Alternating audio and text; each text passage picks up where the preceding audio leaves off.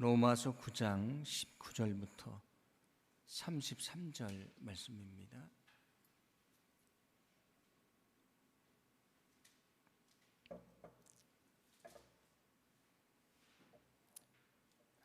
로마서 9장 19절부터 33절 말씀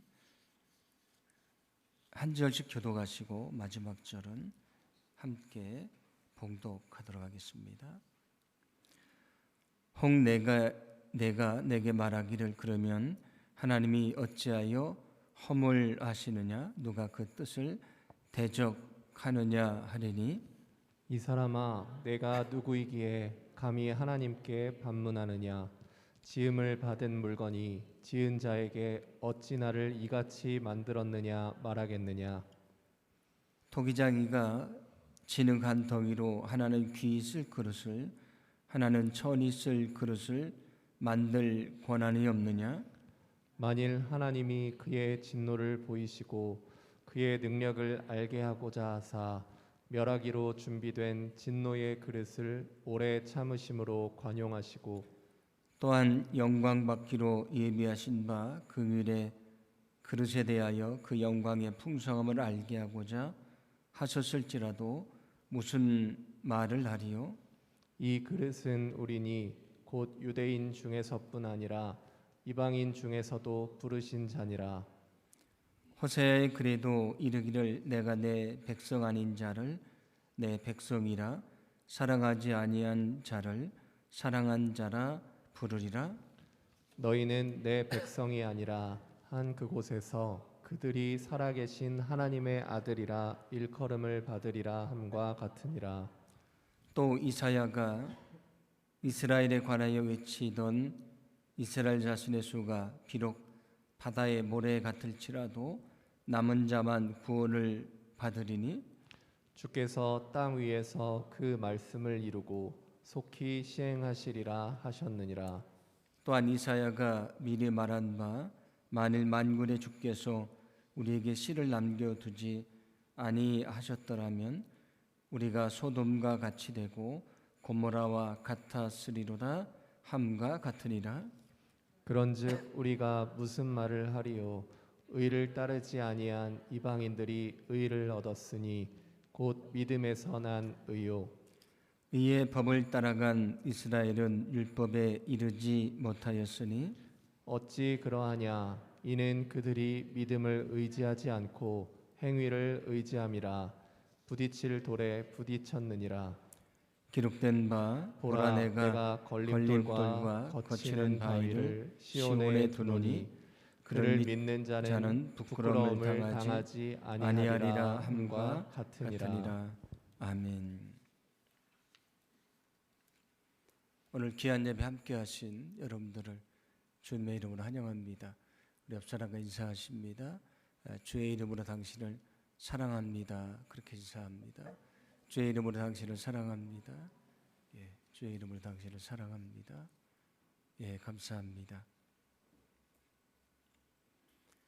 지난 시간에 말씀을 드렸던 것처럼 로마서 9장은 4개의 질문에 대해서 말씀을 합니다. 먼저 우리가 2개의 질문에 대한 말씀을 생각해 봤고 오늘은 나머지 2개의 질문에 대한 말씀을 생각해 보면서 은혜를 나누어 보려고 합니다. 지난 시간에 살펴봤던 말씀인데 18절은 이렇게 말씀을 합니다. 함께 봉독합니다. 그런즉 하나님께서 하고자 하시는 자를 긍휼히 여기시고 하고자 하시는 자를 완악하게 하시느니라. 아멘. 하나님이 긍휼히 여기는 자를 긍휼히 여기시고 완악하게 하는 자를 완악하게 하신다. 그렇게 말씀을 합니다. 우리가 이 말씀을 얼뜻 이해를 할 때 그러면 하나님이 하나님 마음대로 긍휼히 여길 사람을 정해 놓으시고 또 완악하게 할 사람을 정해 놓으셨다. 이렇게 이해를 할 수도 있습니다. 그래서 전에 말씀드린 대로 이중예정론을 주장하는 사람들은 오늘 이 말씀을 근거로 해서 하나님은 멸망받을 사람과 그리고 구원받을 사람을 미리 정해놨다 이렇게 얘기를 하기도 합니다. 그런데 제가 지난 시간에 말씀을 드렸던 것처럼 하나님은 모든 사람에게 구원의 기회를 주시는 분이십니다. 그래서 완악했던 바로에게도 예수님을 팔았던 가룟유다에게도 회개의 기회와 구원의 기회를 주시는 분이십니다.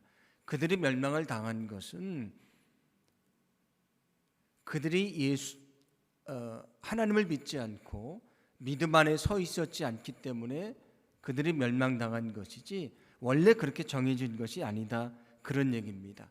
그런데 방금 봉독했던 말씀을 그냥 그대로 이해를 하면 이렇게 생각할 수 있지 않겠습니까? 하나님이 긍휼히 여길 사람을 미리 정하시고 그 다음에 완악히 여길 사람을 미리 정하신다. 자, 이렇게 이해를 하는 사람이 이런 질문을 할 수 있습니다. 그러면 내가 완악해진 것은 하나님이 나를 그렇게 정해놓으신 것이기 때문에 내가 완악하다는 이유로 나를 정죄하시는 것은 부당한 것이 아닌가, 그런 질문을 할 수 있지 않겠습니까? 그래서 오늘 성경 19절이 바로 그것에 대한 질문을 던지는 것입니다. 19절 말씀을 함께 봉독합니다. 그러면 그대는 내게 이렇게 말할 것입니다. 그렇다면 어찌하여 하나님께서는 사람을 책망하시는가? 누가 하나님의 뜻을 거역할 수 있다는 말인가? 아멘.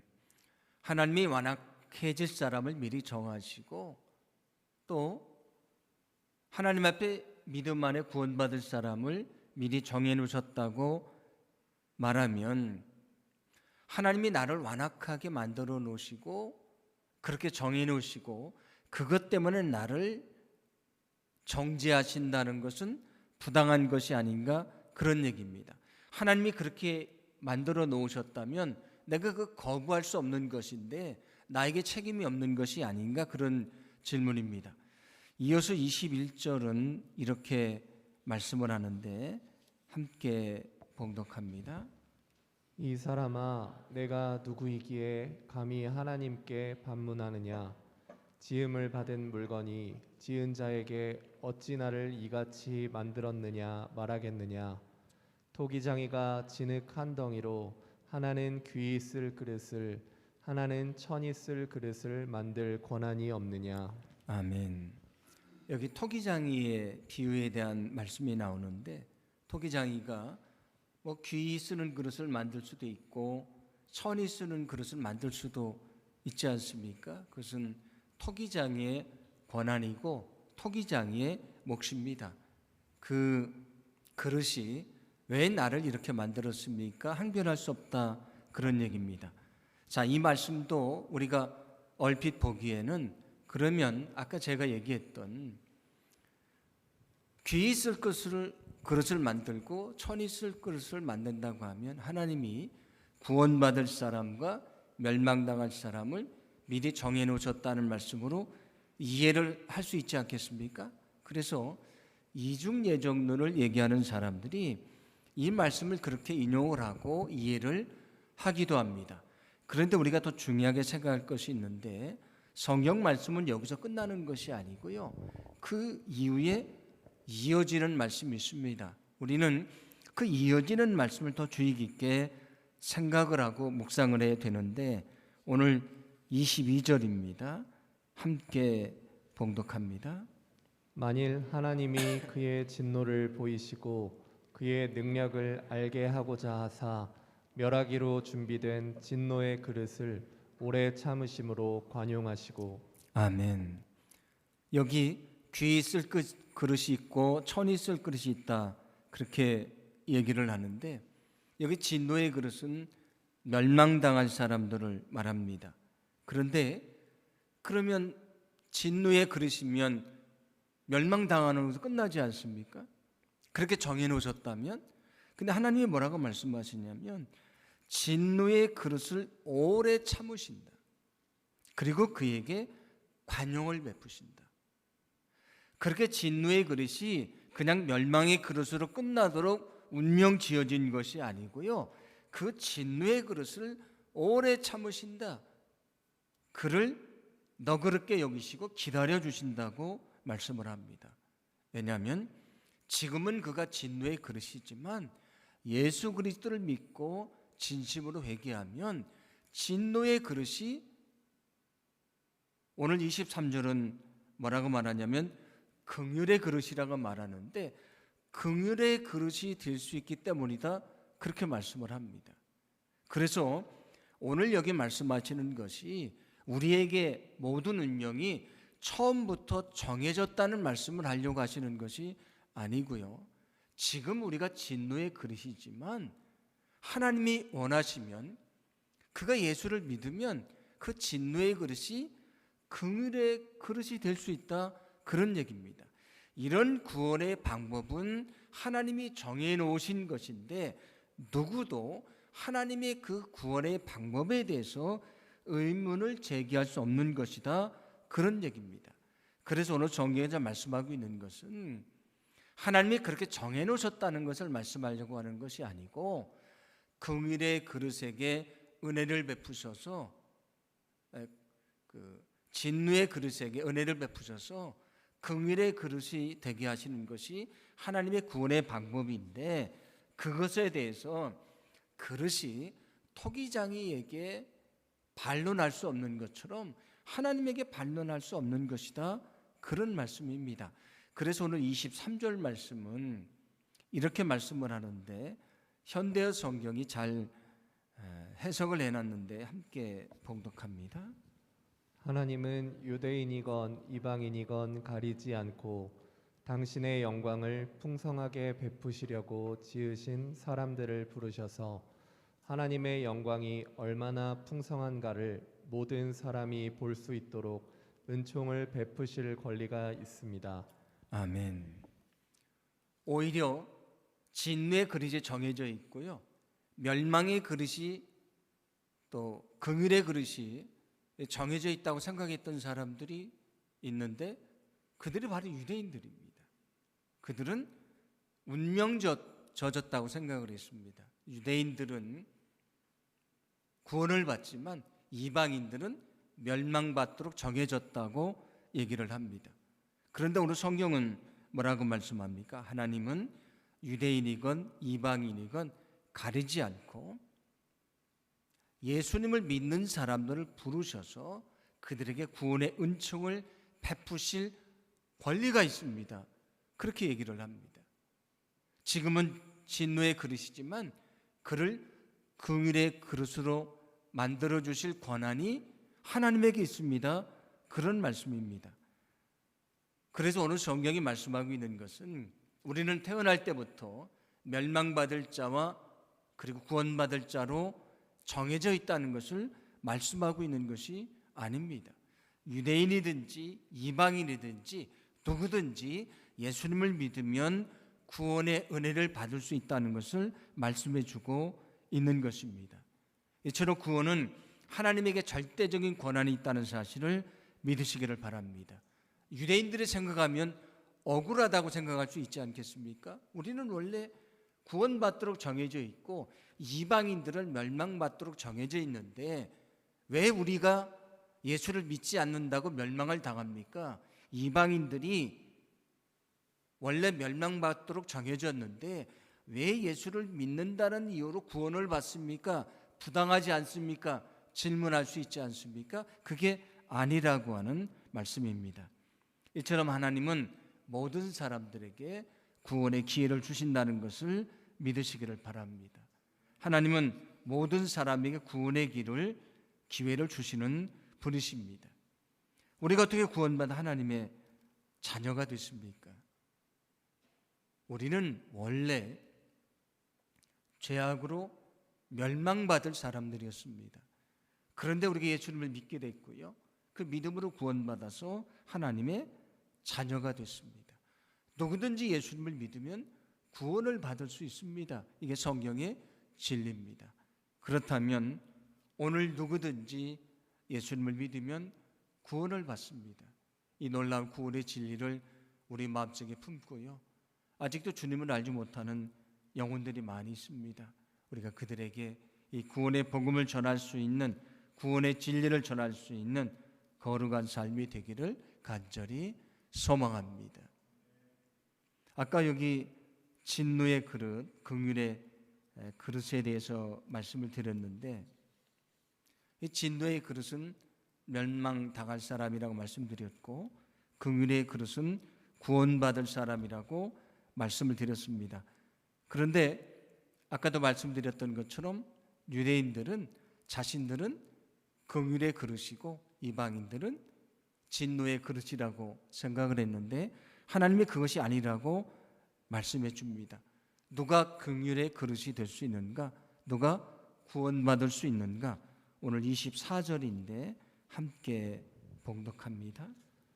이 그릇은 우리니 곧 유대인 중에서뿐 아니라 이방인 중에서도 부르신 자니라. 아멘. 유대인이기 때문에 긍휼의 그릇이고 이방인이기 때문에 진노의 그릇이 아니라고 말씀을 합니다. 이 그릇은 긍휼의 그릇을 말하는데, 구원받는 사람을 말하는데, 유대인만이 아니고 이방인 중에서도 부르심을 받은 자들이다. 예수님을 믿고 죄사함을 받고 구원받은 사람이다. 그렇게 말씀을 합니다. 그래서 오늘 이어지는 말씀은 누구든지 예수님을 믿으면 구원받는다는 것을 구약 성경 말씀을 통해서 설명을 합니다. 먼저 호세아서 말씀을 통해서 설명을 하는데 25절, 26절 말씀입니다. 함께 봉독합니다. 호세아의 글에도 이르기를 내가 내 백성 아닌 자를 내 백성이라 사랑하지 아니한 자를 사랑한 자라 부르리라. 너희는 내 백성이 아니라 한 그곳에서 그들이 살아계신 하나님의 아들이라 일컬음을 받으리라 함과 같으니라. 아멘. 내 백성이 아닌 사람이 내 백성이 될 것이다. 그러니까 진노의 그릇으로 머무르지 않고요, 그가 예수님을 믿으면 긍휼의 그릇이 될 것이다. 그런 얘기입니다. 지금은 하나님을 떠나 있는 사람이 예수님을 믿으면 사랑하는 자라고 불림을 받게 될 것이다. 지금은 하나님의 자녀가 아니지만 예수님을 믿으면 너희는 하나님의 자녀가 될 것이다. 그렇게 말씀합니다. 자, 이 말씀도 우리가 원래 하나님의 백성이 아닌 사람으로 정해져 있거나 또는 멸망받을 사람으로 정해져 있다는 말씀이 아니고요, 누구든지 예수님을 믿으면 하나님의 백성이 아니던 사람이 하나님의 백성이 될 수 있고요, 하나님을 떠나 있던 사람이 하나님의 사랑하는 자가 될 수가 있고요, 하나님의 자녀가 아니었던 사람이 하나님의 자녀가 될 수 있다는 말씀입니다. 오늘 27절은 이사야 말씀을 인용하며 또 말씀합니다. 27절 말씀을 함께 봉독합니다. 또 이사야가 이스라엘에 관하여 외치되 이스라엘 자손들의 수가 비록 바다의 모래 같을지라도 남은 자만 구원을 받으리니. 아멘. 유대인이라고 다 구원받는 것이 아니고요, 유대인이기 때문에 다 멸망받는 것이 아닙니다. 뭐라고 말씀하냐면 남은 자는 구원받게 될 것이다. 이 남은 자는 끝까지 믿음을 지키는 자를 말합니다. 누구든지 끝까지 믿음을 지키는 자, 유대인이든지 이방인이든지 끝까지 믿음을 지키는 자가 구원을 받는다고 말씀을 합니다. 누가 구원받을 수 있는가? 끝까지 믿음을 지키는 자가 구원받을 수 있다는 사실을 믿으시기 바랍니다. 예수님이 사람들에게 너희가 나 때문에 박해를 받게 될 것이다 말씀을 하시면서 뭐라고 말씀하시냐면 마태복음 10장 22절 말씀에서 끝까지 견디는 자는 구원을 받으리라. 끝까지 견디는 자가 누구냐면 고난이 찾아와도, 박해가 찾아와도, 죽음이 찾아와도 끝까지 견디는 자, 예수님을 부인하지 않고 죽음 앞에서도 예수님을 시인하는 사람, 믿음을 지키는 자가 구원받는다고 말씀해 줍니다. 우리가 살다 보면 믿음이 연약해질 때가 있습니다. 믿음이 흔들릴 때가 있습니다. 저도 목사지만 저의 믿음도 흔들릴 때가 있습니다. 그런데 끝까지 믿음을 지키는 자가 구원을 받습니다. 우리가 인생을 사는 가운데 어려움도 찾아오고요, 시험도 찾아오고, 때로 우리가 실족할 때도 있지 않습니까? 인간이기 때문에 어쩔 수 없는 것이지만, 그러나 끝까지 믿음을 지키는 자가 구원을 받습니다. 소망하기는 주님이 땅에 다시 오시는데 그때까지 저와 여러분의 믿음이 결코 흔들리지 않기를 간절히 소망합니다. 심지어 우리에게 죽음의 시간이 찾아와도 우리의 믿음이 흔들리지 않기를 간절히 소망합니다. 그가 구원받을 수 있는 것이고 구원의 영광을 얻을 수 있다고 말씀해 줍니다.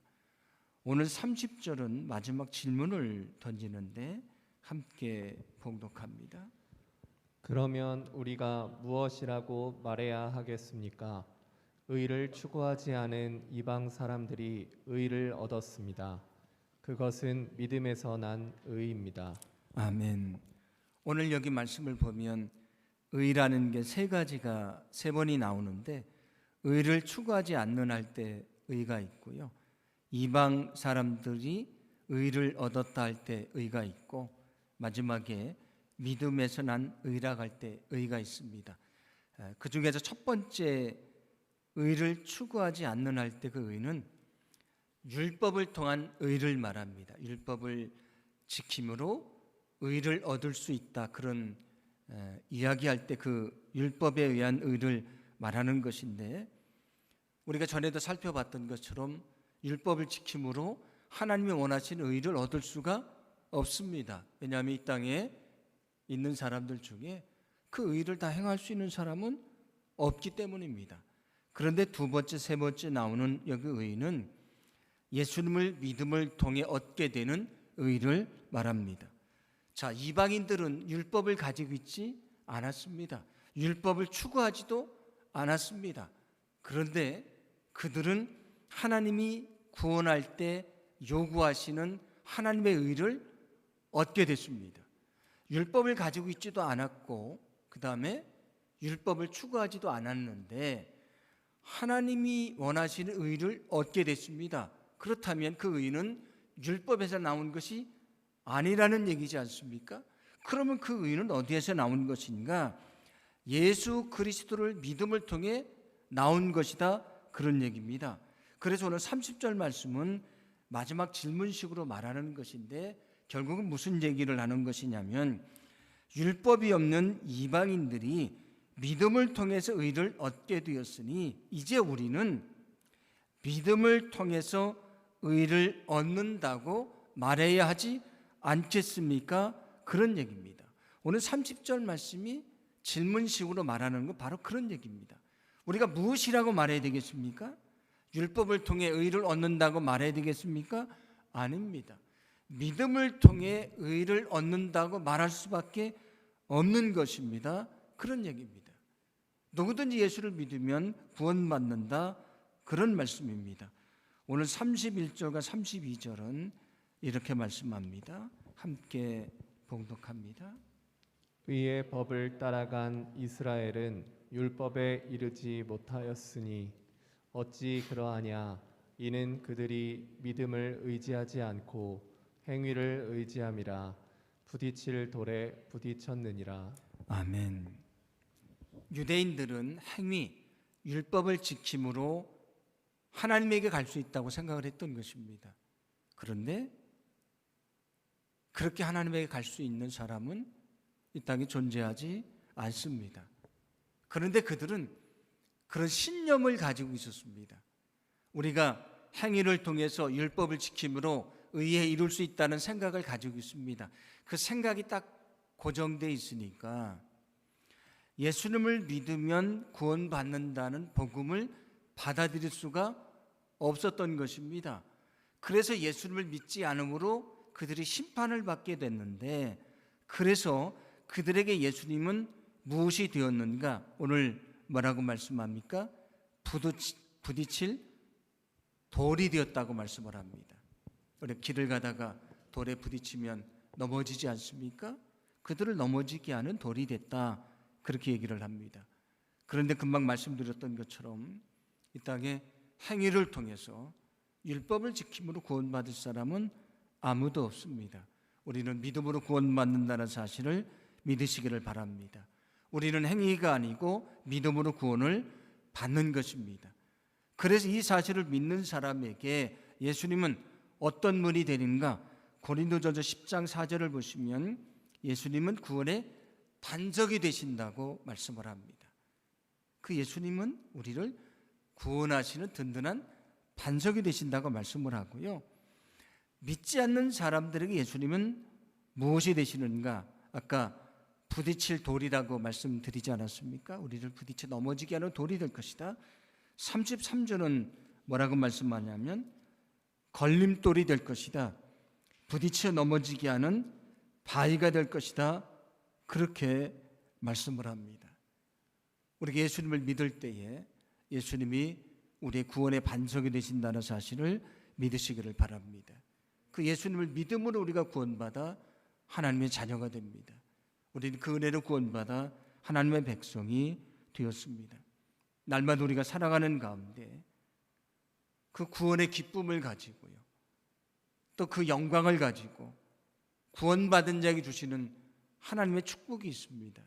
그 놀라운 주의 축복을 누리며 살아갈 수 있기를 간절히 소망합니다.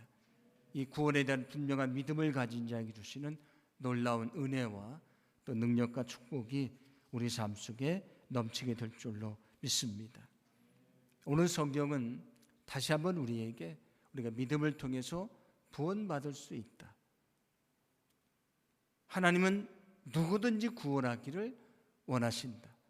누구에게든지 구원의 기회를 주신다고 말씀해 줍니다. 지금은 우리가 진노의 그릇이지만 예수님을 만나면 긍휼의 그릇이 될 수 있다 말씀해 줍니다. 이 귀한 사실을 알지 못하는 영혼들이 세상에 많이 있습니다. 우리에게 주어진 것은 이 구원의 진리를 그들에게 전하는 것입니다. 우리가 믿음으로 전할 때에 그들의 마음의 문을 주님이 열어주시고요, 그리고 저들이 주님을 영접하게 하시고 예수 그리스도를 통해 구원받는 하나님의 놀라운 은혜를 베풀어 주실 줄로 믿습니다. 오늘 말씀을 기억하면서 우리가 기도하기를 원합니다. 기도할 때에 우리가 오직 믿음으로 구원받는다고 말씀해 주고 있는데, 하나님 이 분명한 믿음을 갖고 살게 하소서. 그렇게 기도하시고 또 구원의 반석이 되시는 예수님을 믿음으로 전할 수 있는 하나님의 자녀들이 되게 하소서. 함께 통성으로 기도하도록 하겠습니다. 함께 기도합니다.